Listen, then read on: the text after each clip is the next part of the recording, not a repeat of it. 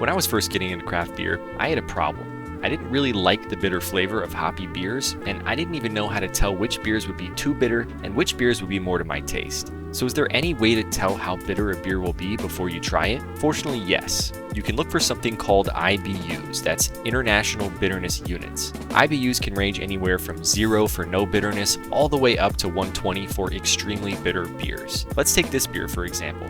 This is Pale Green Horse IPA from Jester King. Most beer cans won't have IBUs listed, but you'll usually find them on brewers' menus or on websites like Untappd and Beer Advocate. So this beer comes in at 68 IBUs. So how bitter does it taste? Well, for me, there's definitely a pronounced bitter flavor from the hops, but that bitterness isn't trampling over the rest of the flavors, it's more so providing a nice balance to the sweetness of the malts. Lager, on the other hand, is generally going to be less bitter than hoppy IPAs. This Mexican-style lager, meanwhile, comes in at only 15 IBUs. The bitterness here is very, very subtle. You're really just getting some light bready notes from the malt, and the hops are gentle with almost no perceived bitterness. Now, the important thing to know here is that IBUs are measured scientifically. There aren't panels of judges giving their opinions on how bitter every beer tastes. Specifically, we're measuring the amount of alpha acids that the hops are contributing to the beer. Lastly, just keep in mind that IBUs aren't a perfect solution for casual drinkers. It's important to always keep an open mind and try new beers that you're interested in. You might find that a high IBU beer actually has qualities and flavors that you enjoy.